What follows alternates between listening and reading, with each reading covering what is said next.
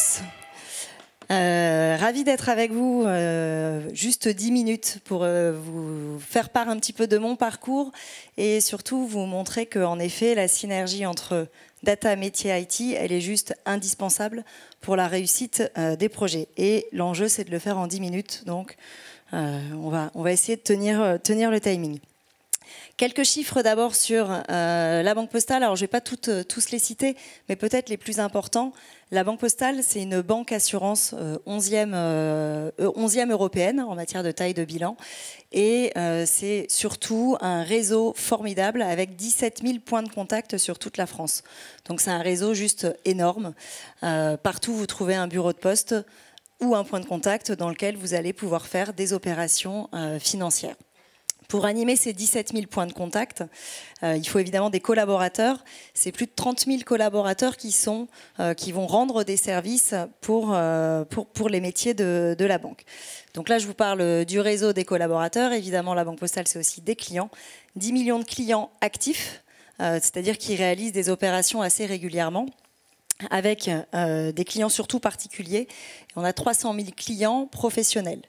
Et à cela s'ajoutent nos clients assurés, qui sont 46 millions de clients assurés. Ces clients, évidemment, vont nous générer beaucoup de données qu'il va falloir traiter, stocker. Donc, si je passe un peu sur la partie droite du slide, sur les KPI plutôt data, pour traiter ces data, c'est aujourd'hui des équipes à peu près de 200 data scientists qui vont s'appuyer aussi sur des data ingénieurs, une soixantaine de data ingénieurs, pour toute la mise en production des cas d'usage. En matière de données, donc je vous ai dit que évidemment le réseau, les collaborateurs, les clients, ça génère de la data. On ingère à peu près quotidiennement 8 téraoctets de data. C'est juste considérable. Pour vous donner une petite idée, les 2 téraoctets de data, ça représente à peu près toute une collection de livres de bibliothèques universitaires. Donc nous, chaque jour, c'est 8 téraoctets de data qui sont ingérés. Et au global, c'est 6 pétaoctets de data. Alors les pétaoctets, je sais que c'est juste énorme. J'ai quand même vérifié avant de venir. C'est 1 million de milliards d'octets. C'est juste considérable. Ces cas d'usage, ils sont assez nombreux. On a à peu près aujourd'hui 300 cas d'usage data qui tournent, qui sont en prod sur nos plateformes. Alors du coup, l'organisation data, je vais pouvoir vous en parler, enfin je pourrais vous en parler hyper longuement parce que du coup j'ai fait partie moi de la direction data group, donc une direction data transverse, et aujourd'hui j'en charge la data au sein d'un métier, au sein de la direction épargne et assurance. Très clairement en fait, pour que les projets fonctionnent, il faut vraiment qu'il y ait ce triptyque direction data group, l'IT qui fonctionne vraiment en étroite collaboration, d'ailleurs ils reportent au même directeur. Et puis, l'interaction avec les directions métiers. Chacun a son rôle à jouer dans cette synergie. Sur la direction Data Group, ça va être vraiment une direction qui est transverse, qui va s'occuper de tous les sujets de référentiel des contrats, référentiel des clients, qui va s'occuper aussi de toute la qualité des données et de toute la gouvernance de données. Donc, elle va poser vraiment un cadre de gouvernance que les métiers devront déployer pour que, quelque part, l'ensemble soit harmonieux. La direction Data Group, c'est un peu comme le chef d'orchestre en data. Il va poser des règles et il va faire en sorte que tout le monde, que tous les musiciens qui sont les directions data métiers, essaient de jouer une musique qui soit à peu près harmonieuse. Donc en gros, chaque musicien peut jouer sa partition. Hein, donc dans les directions data métiers, il y a quand même un certain nombre de latitudes et on a un certain nombre de projets qu'on peut mener, j'ai envie de dire, en solo. Mais il faut que le tout soit cohérent. Et donc ça, c'est vraiment la direction Data Group qui va assurer cette mise en cohérence-là.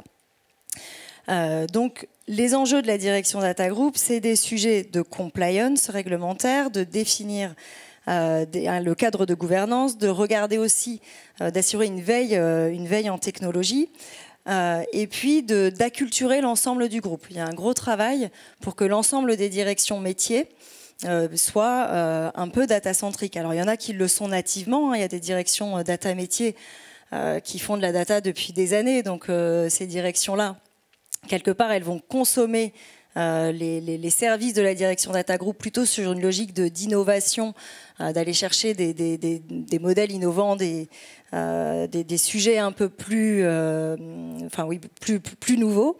Et puis ceux qui sont les métiers qui sont les moins aguerris, eh bien eux, on va aller leur vraiment évangéliser pour sensibiliser sur les sujets de la data.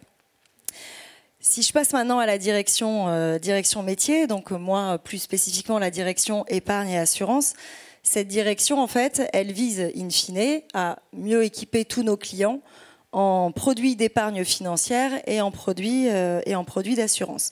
Donc au sein de cette direction, il y a une direction de l'offre, une direction de la distribution, une direction du pilotage financier. Et moi, ce dont j'ai la charge, c'est la direction data qui va aller être au plus près de ces métiers-là pour répondre à leurs besoins. Donc du coup, c'est trouver des solutions en data pour répondre à des enjeux business de ces directions. Et ce, sur toute la chaîne de valeur de la data. Donc c'est à la fois aller chercher les données nécessaires, collecter les données nécessaires pour les mettre dans nos entrepôts de données pour pouvoir après industrialiser des cas d'usage, mettre en qualité ces données, s'assurer du suivi de la qualité, ensuite exposer ces données au travers de tableaux de bord dynamiques qui vont vraiment servir directement les métiers, et puis aller vers de la data analyse, de la data science, en particulier pour développer des modèles de scoring et alimenter des campagnes marketing. Du coup, vous voyez qu'il y a vraiment une complémentarité entre la direction data transverse qui va avoir des projets peut-être beaucoup plus moyens, long terme, innovants. Les directions métiers qui, elles, sont beaucoup plus dans le run business et avec des projets data un petit peu plus court terme, moyen terme, mais il faut que le tout s'articule. Et donc, du coup, il y a deux boucles importantes. Une boucle au sein des métiers qui est comment la data parle aux métiers et au plus proche de ses clients pour développer des cas d'usage qui soient utiles à valeur tout de suite, et la grosse boucle entre la direction data transverse, la direction data métier et la DSI. En matière de cas d'usage, alors sans rentrer dans tous les détails, je voudrais insister sur le fait qu'on parle, vous avez vu beaucoup d'IA générative, on a parlé aussi pas mal de deep learning, etc. Mais aujourd'hui, dans les cas d'usage en banque, le gros des cas d'usage qui sont à valeur, c'est d'abord des analyses statistiques, des tableaux de bord de pilotage, des modèles de scoring, de machine learning. Et après, tout ce qui est deep learning et IA générative, oui, c'est à valeur, mais c'est aujourd'hui marginal par rapport à l'ensemble des cas d'usage qui existent. En matière de direction, j'ai mis 3 directions phares dans lesquelles on fait de la data, mais depuis toujours. Direction digitale et marketing, avec des modèles de scoring, des modèles de churn pour éviter que nos clients partent, des modèles autour de la gestion du risque et de la sécurité financière, de la détection de la fraude, tous les modèles de risque de crédit. Tout ça, ce sont des modèles qui existent depuis très longtemps. Les nouvelles techniques de machine learning, de deep learning, d'IA générative vont probablement permettre d'améliorer ces modèles, mais les finalités restent les mêmes. Et puis après, la data, elle s'applique aussi à d'autres directions, mais qui sont souvent moins avancées en termes de data. Alors, je vous ai dit que, du coup, en gros, il n'y a pas que l'IA générative, non, c'est sûr, mais malgré tout, la Banque Postale a pris quand même ce virage et s'est lancée dans une démarche à la fin de l'année dernière, avec une démarche qui est assez raisonnable, entre guillemets, et pragmatique, qui vise à adresser 3 chantiers en même temps. D'abord, cadrer les cas d'usage. Et donc, pour ça, vous avez, on a mis en place des règles, 5 critères de manière à sélectionner les bons cas d'usage. Et aujourd'hui, il y a 3 cas d'usage qui sont retenus et qui sont en test et qui sont suivis, validés par le COMEX et qui sont plutôt sur des sujets de génération de texte. Mais en parallèle du cadrage de ces cas d'usage, on a aussi tout l'encadrement des risques, qui est un chantier énorme à mener, ainsi que quelles solutions techniques on va mettre en place. Donc du coup, ces 3 chantiers sont à mener en parallèle pour lancer cette démarche. Et alors, je conclus vraiment en 1 minute, même pas. En synthèse, j'espère vous avoir convaincu que la Banque Postale, c'est un terrain de jeu formidable pour faire de la data et on a des postes ouverts, donc rejoignez-nous. Le deuxième, il n'y a pas que l'IA générative dans la vie, il y a tous les autres cas d'usage data IA traditionnels. Et enfin, il faut vraiment cette complémentarité pour que ça marche. Et le mot de la fin, c'est ChatGPT qui l'a rédigé. honnêtement, j'aurais été plus rapide à le faire parce que j'ai mis beaucoup de temps avant d'avoir un message qui soit à peu près correct. Merci beaucoup.